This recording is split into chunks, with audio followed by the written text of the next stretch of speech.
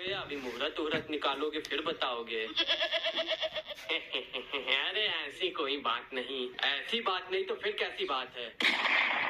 नहीं नहीं बताओ कैसी बात है। सुबह से आके बैठे हो, सुबह का नाश्ता कर लिए, दोपहर का खाना खा लिए, 1000 रुपए दक्षिणा ले लिए, प्रभु अब क्या रात का भी खाना खा के जाओगे? अरे आप इतना कह रहे हैं तो रात का खाना भी खा लूंगा। कुछ नहीं मिलेगा, समझे? अब कुछ भी नहीं मिलेगा। फटाफट इसका बताओ और यहाँ से चलते बनो। अरे यजमान, आप तो खामोखा नाराज हो रहे हैं।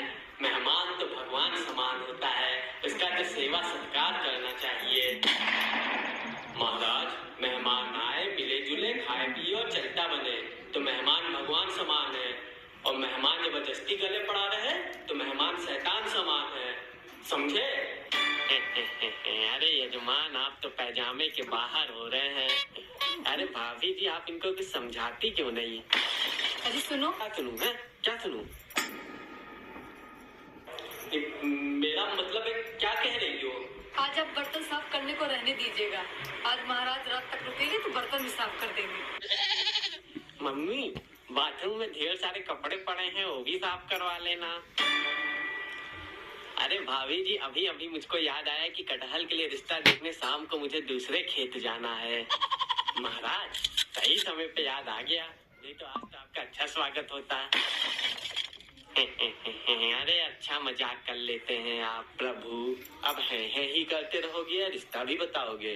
यजमान, पड़ोस की रसोई में एक सुंदर सुशील सर्वगुण संपन्न आलू कन्या रहती है।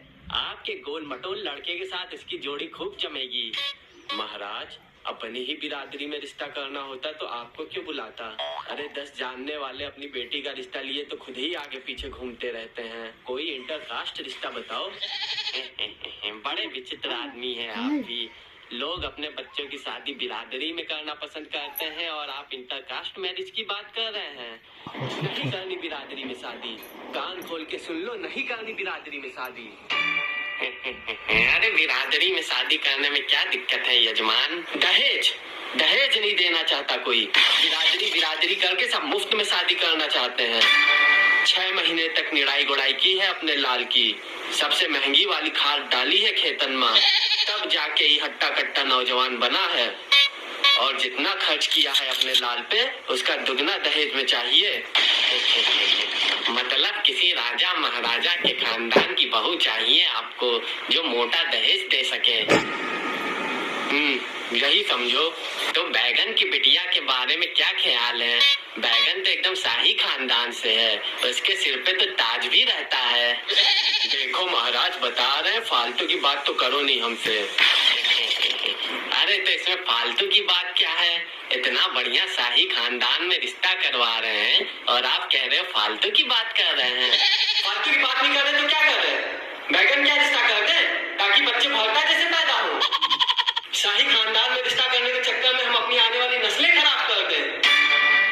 अरे बैगन छोड़िए यजमान, पत्ता गोभी से अपने बेटे की शादी करवा दीजिए। आलू और पत्ता गोभी की जोड़ी खूब जमेगी।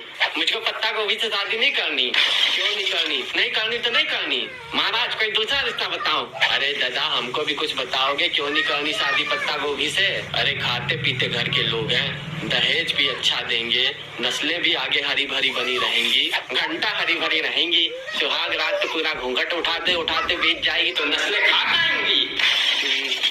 ये बात भी सही। महाराज, तुम तो हमारी आने वाली पीढ़ियों को ही बर्बाद करने का तरीका खोज लिए हो। हमें कोई कायदे का रिश्ता बताओ। अरे कायदे का ही तो रिश्ता बता रहे हैं यजमान। अच्छा एक काम कीजिए, अपने बेटे की शादी प्याज की बिटिया से ही करा दीजिए। प्याज से अपने बेटे की शादी नहीं करनी। कान खोल के सुन लो, प्याज से अपने बेटे की शादी नहीं करनी है। अरे अब भाभी जी को क्या हुआ? प्याज क्या क्यों नहीं करनी है शादी? जब देखो भावी बन जाते हैं। ऐसी भाव खाने वाली नखरेबाज बहू नहीं चाहिए। एक तो प्याज जिस घर में चली जाए, वहाँ तो अच्छे भले इंसान को भी रुला देती है, बस बदबू भी करती है। अरे बदबू तो आएगी ही, बेचारे नहाने जाते हैं तो कपड़े उतारते उतारते ही शाम हो जाती है, फिर बिना नहा ही वापस आ जाते हैं। अब है ही करते रहोगे महाराज या कोई कायदे का रिश्ता भी बताओगे? अरे भाभी जी आप तो समझदार हैं, अपने बेटे की शादी ब्रोकली से क्यों नहीं करवा देती?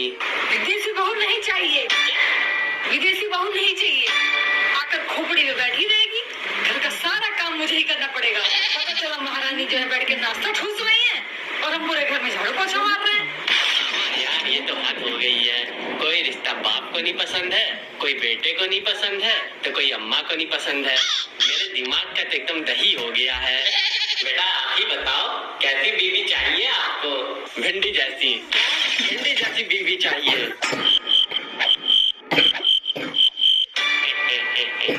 अच्छा मजाक कर लेते हो आप। मजाक नहीं कर रहे हैं, मुझे भिंडी जैसी बीवी चाहिए, समझे? भिंडी जैसी।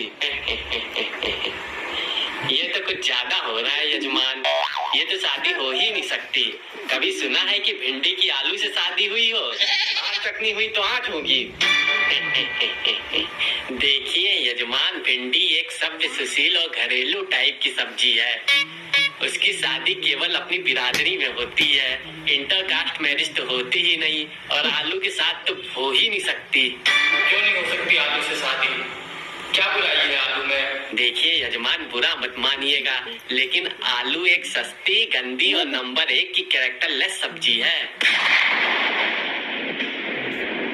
भिंडी बेचारी भोली भाली सीधी सादी, किसी की तरफ आंख उठा के देखती भी नहीं, और आलू के तो क्या कहें, कभी बैगन के साथ चिपक गया, कभी कद्दू के साथ चिपक गया, कभी परवल के साथ चिपक गया। मतलब जिधर देखा उधर मुंह मार दिया। मतलब बेशर्मी की हद तो इतनी है कि गोभी, मटर, टमाटर तीनों के साथ आलू का चक्कर एक साथ चलता रहता है।